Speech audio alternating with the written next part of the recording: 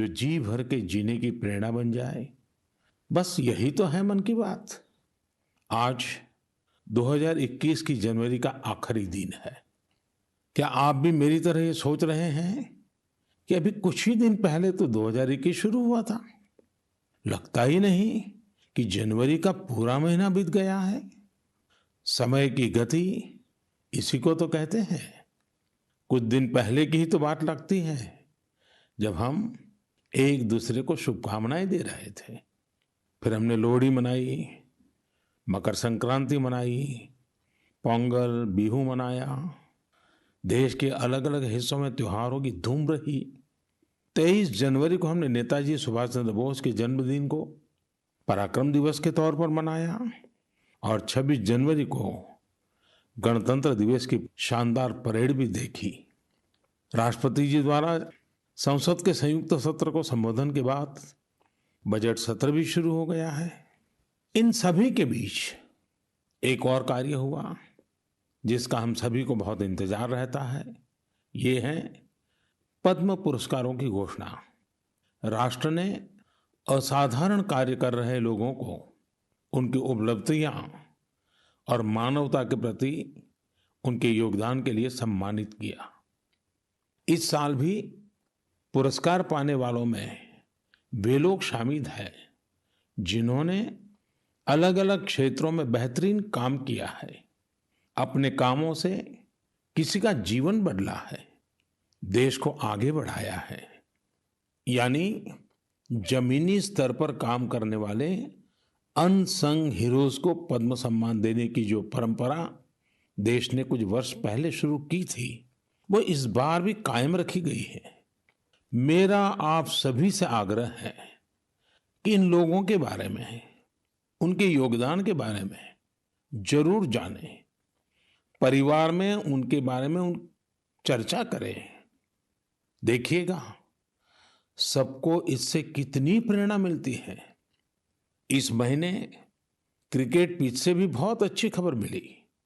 हमारी cricket team ने शुरुआती दिक्कतों के बाद शानदार वापसी करते हुए ऑस्ट्रेलिया में सीरीज जीती। हमारे खिलाड़ियों का हार्डवर्क और टीम वर्क प्रेरित करने वाला है।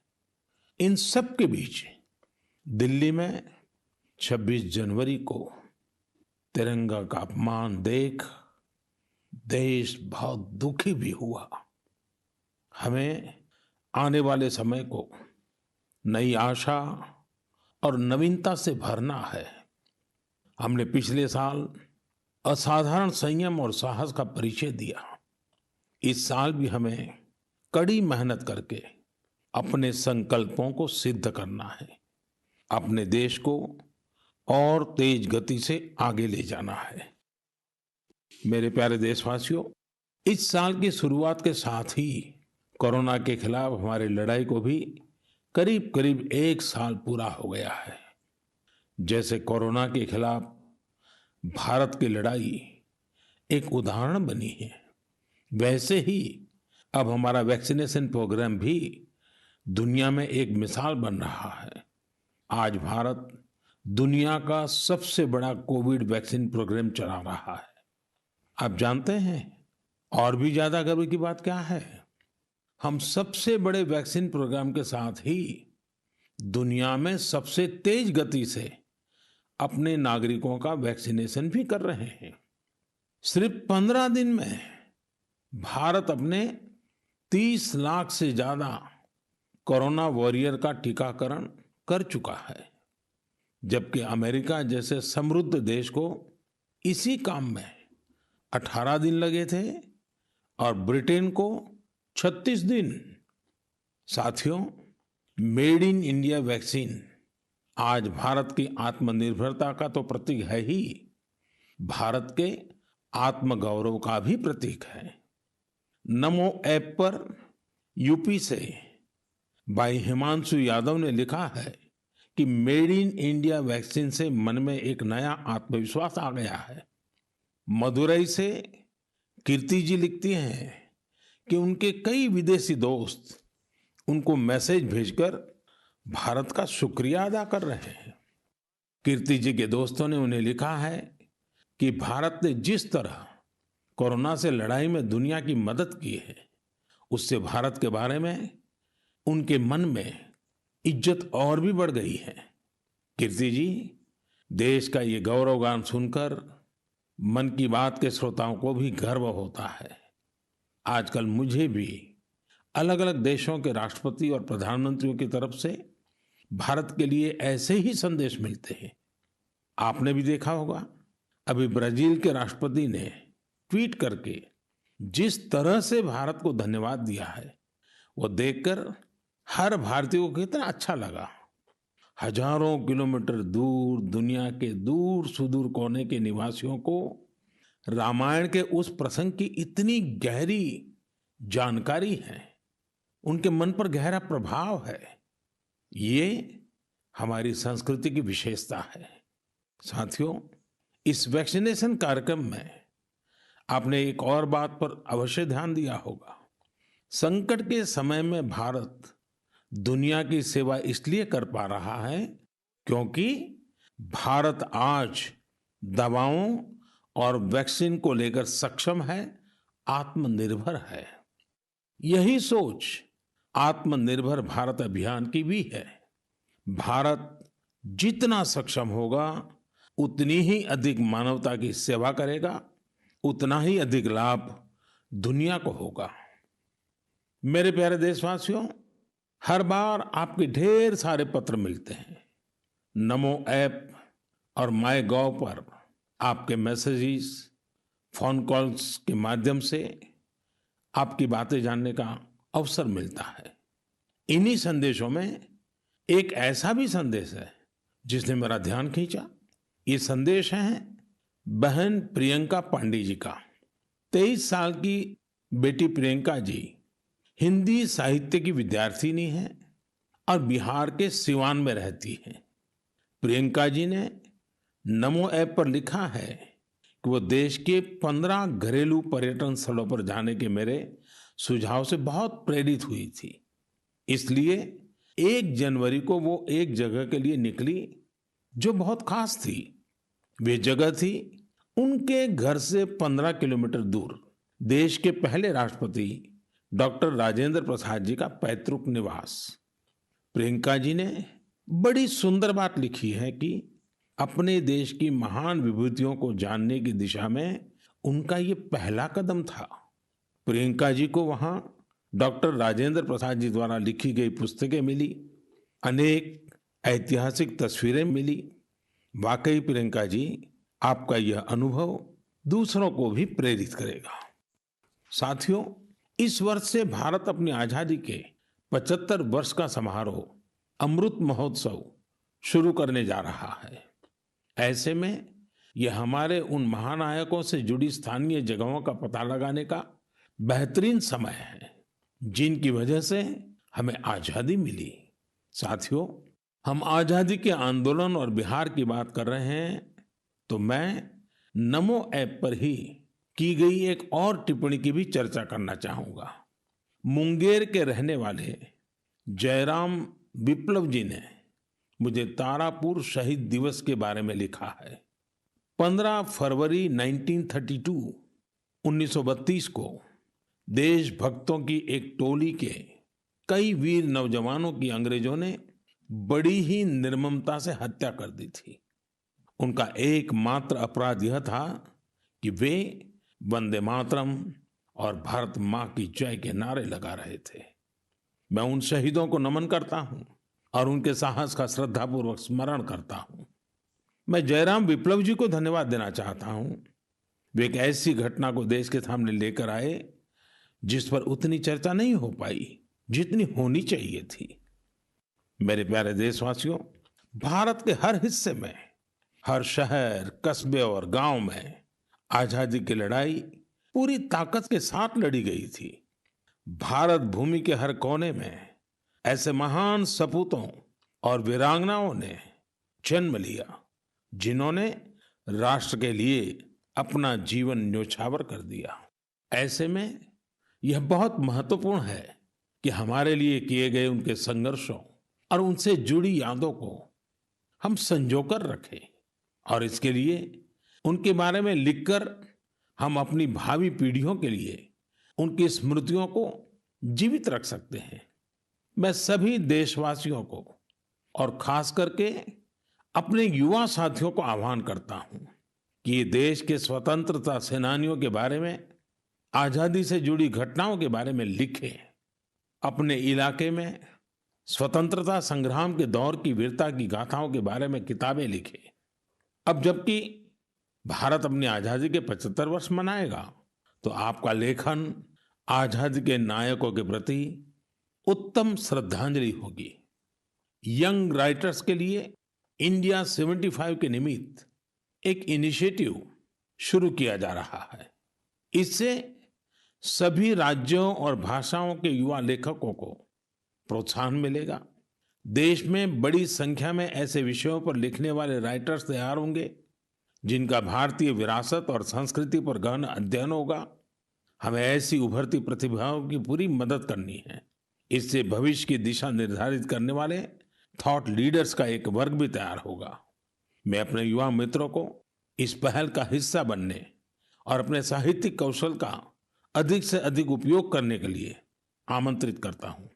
इससे जुड़ी जानकारियां शिक्षा मंत्रालय की वेबसाइट से प्राप्त कर सकते हैं। मेरे प्यारे देशवासियों, मन की बात में श्रोताओं को क्या पसंद आता है, ये आप ही बेहतर जानते हैं। लेकिन मुझे मन की बात में सबसे अच्छा ये लगता है कि मुझे बहुत कुछ जानने, सीखने और पढ़ने को मिलता है।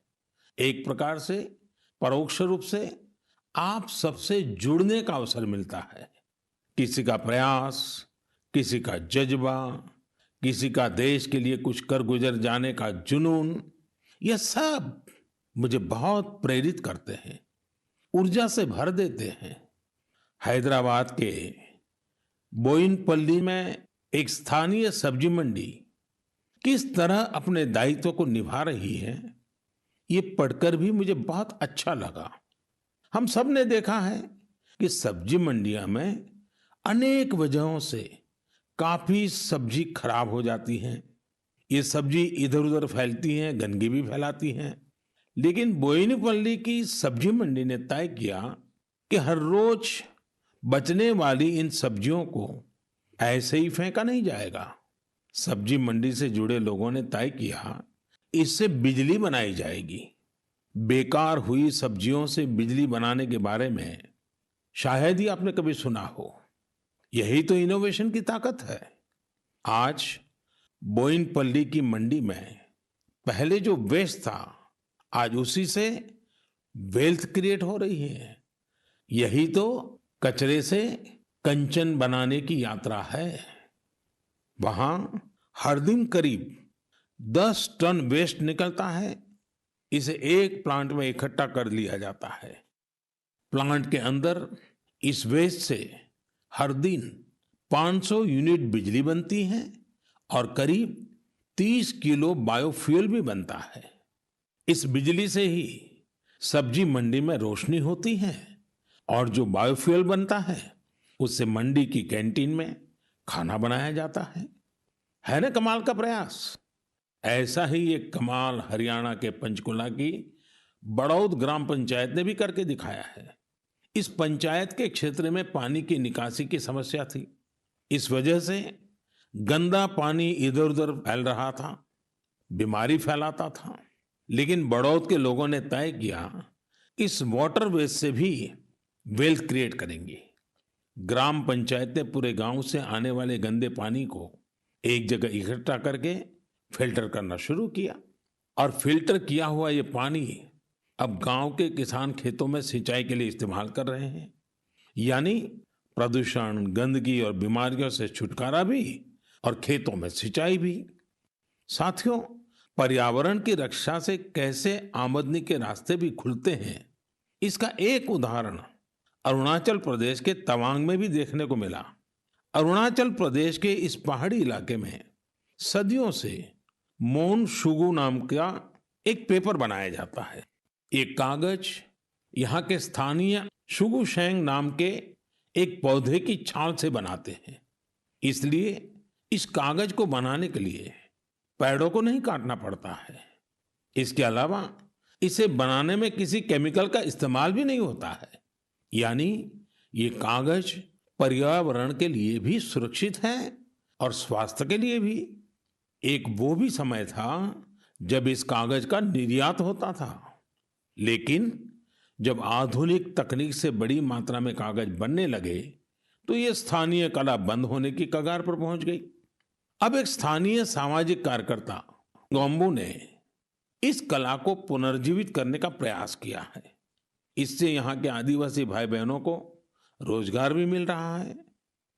मैंने एक और खबर केरल की देखी है जो हम सभी को अपने दायित्वों का एहसास कराती है। केरल के कोट्टयम में एक दिव्यांग बुजुर्ग हैं, एनएस राजप्पन साहब। राजप्पन जी पैरालिसिस के कारण चलने में असमर्थ हैं, लेकिन इससे स्वच्छता के प्रति उनके समर्पण में कोई कमी नहीं आई है। वो पिछले कई सालों से नाव से वेम्बनाड झील में जाते हैं और झील में फेंकी गई प्लास्टिक की बोतलें बाहर निकाल करके ले आते हैं। सोचिए, राजप्पन जी की सोच कितनी ऊंची है। हमें भी राजप्पन जी से प्रेरणा लेकर स्वच्छता के लिए जहां संभव हो अपना योगदान देना चाहिए। मेरे प्यारे देशवासियों, कुछ दिन पहले आपने देखा होगा अमेरिका के सैन फ्रांसिस्को से बंगलुरु के लिए एक नॉन स्टॉप फ्लाइट की कमान भारत की 4 विमेन पायलट्स ने संभाली। 10,000 किलोमीटर से भी ज्यादा लंबा सफर तय करके ये फ्लाइट 225 से अधिक यात्रियों को भारत लेकर आई। आपने इस बार 26 जनवरी की परेड में भी गौर किया होगा, जहां भारतीय वायुसेना की 2 विमेन ऑफिसर्स ने नया इतिहास रच दिया है। क्षेत्र कोई भी हो, देश की महिलाओं की भागीदारी लगातार बढ़ रही है। लेकिन अक्सर हम देखते हैं कि देश के गांवों में हो रहे इसी तरह के बदलाव की उतनी चर्चा नहीं हो पाती। इसलिए जब मैंने एक खबर मध्य प्रदेश के जबलपुर की देखी तो मुझे लगा कि इसका जिक्र तो मुझे मन की बात में जरूर करना चाहिए। ये खबर बहुत प्रेरणा देने वाली है। जबलपुर के चिचगांव में कुछ आदिवासी महिलाएं एक राइस मिल में दिहाड़ी पर काम करती थी। कोरोना वैश्विक महामारी ने जिस तरह दुनिया के हर व्यक्ति को प्रभावित किया, उसी तरह ये महिलाएं भी प्रभावित हुई। उनकी राइस मिल में काम रुक गया। स्वाभाविक है कि इससे आमदनी की भी दिक्कत आने लगी, लेकिन ये निराश नहीं हुई। इन्होंने हार नहीं मानी। इन्होंने तय किया कि ये साथ मिलकर अपनी खुद की राइस मिल शुरू करेगी। जिस मिल में ये काम करती थी वो अपनी मशीन भी बेचना चाहती थी। इनमें से मीना रहंगडाले जी ने सब महिलाओं को जोड़कर स्वयं सहायता समूह बनाया और सबने अपनी बचाई हुई पूंजी से पैसा जुटाया। जो पैसा कम पड़ा उसके लिए आजीविका मिशन के तहत बैंक से कर्ज ले लिया। और अब देखिए, इन आदिवासी बहनों ने वही राइस मिल खरीद ली जिसमें वो कभी काम किया करती थी। आज वो अपनी खुद की राइस मिल चला रही हैं।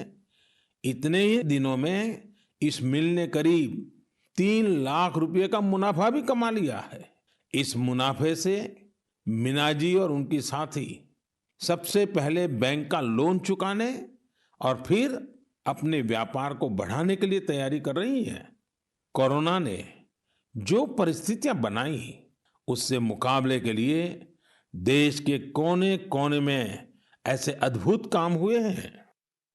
मेरे प्यारे देशवासियों, अगर मैं आपसे बुंदेलखंड के बारे में बात करूं तो वो कौन सी चीजें हैं जो आपके मन में आएगी?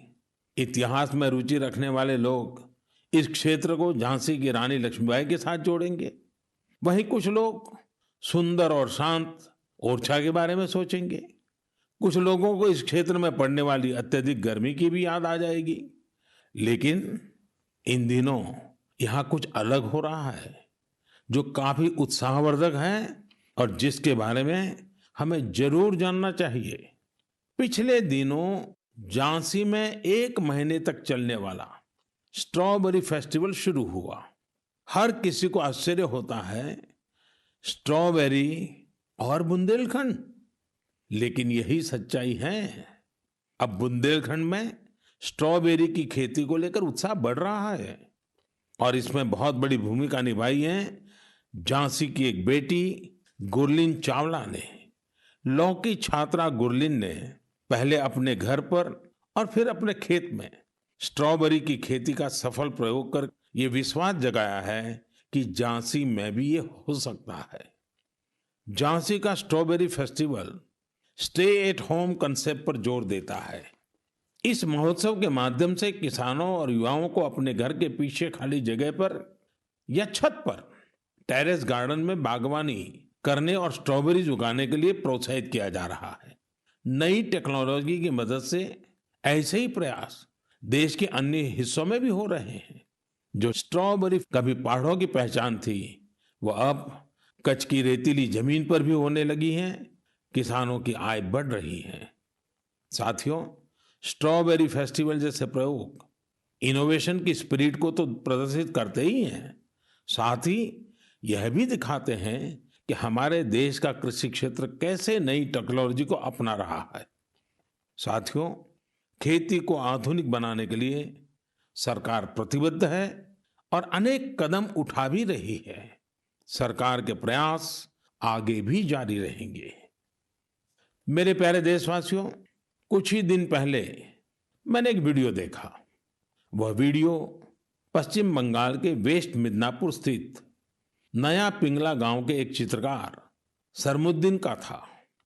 वो प्रसन्नता व्यक्त कर रहे थे कि रामायण पर बनाई उनकी पेंटिंग 2 लाख रुपए में बिकी है। इससे उनके गांव वालों को भी काफी खुशी मिली है। इस वीडियो को देखने के बाद मुझे इसके बारे में और अधिक जानने की उत्सुकता हुई। इसी क्रम में मुझे पश्चिम बंगाल से जुड़ी एक बहुत अच्छी पहल के बारे में जानकारी मिली, जिसे मैं आपके साथ जरूर साझा करना चाहूंगा। पर्यटन मंत्रालय के रीजनल ऑफिस ने महीने के शुरू में ही बंगाल के गांवों में एक इनक्रेडिबल इंडिया वीकेंड गेटवे की शुरुआत की।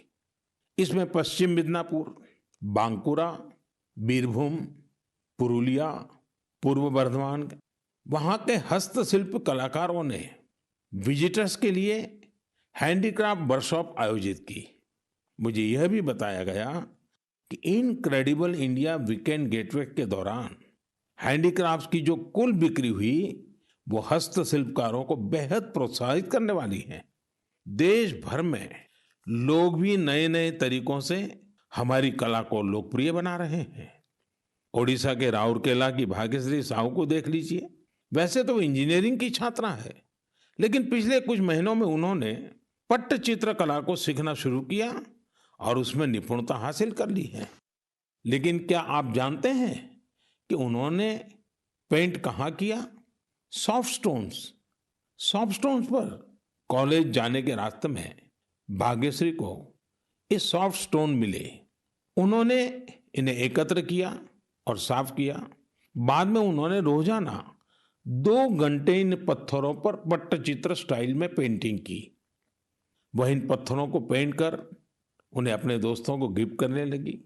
लॉकडाउन के दौरान उन्होंने बोतलों पर भी पेंट करना शुरू कर दिया। अब तो वो इस आर्ट पर वर्कशॉप भी आयोजित करती हैं।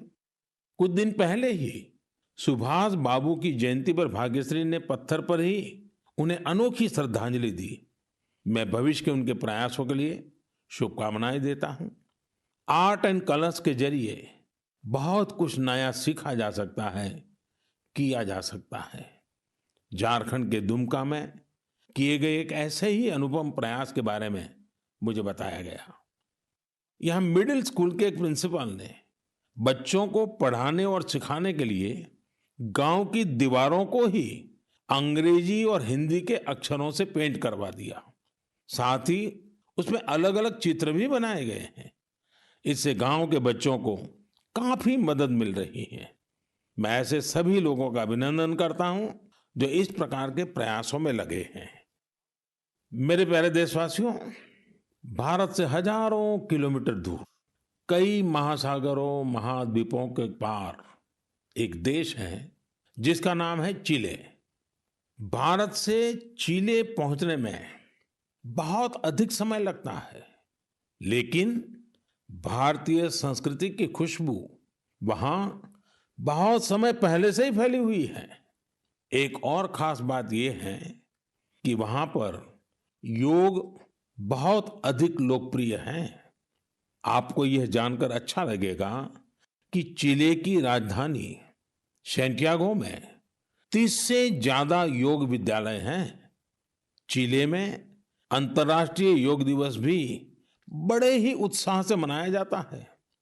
मुझे बताया गया है कि हाउस ऑफ डेप्यूटीज में योग दिवस को लेकर बहुत ही गर्मजोशी भरा माहौल होता है। कोरोना के इस समय में इम्यूनिटी पर जोर और इम्यूनिटी बढ़ाने में योग की ताकत को देखते हुए अब वे लोग योग को पहले से कहीं ज्यादा महत्व दे रहे हैं। चिले की कांग्रेस यानी वहां की पार्लियामेंट ने एक प्रस्ताव पारित किया है। वहां 4 नवंबर को नेशनल योगा डे घोषित किया गया है। अब आप ये सोच सकते हैं कि आखिर 4 नवंबर में ऐसा क्या है। 4 नवंबर 1962 को ही चिले का पहला योग संस्थान होजे राफाल एस्ट्राडा द्वारा स्थापित किया गया था। इस दिन को नेशनल योगा डे घोषित करके एस्ट्राडा जी को भी श्रद्धांजलि दी गई है। चिले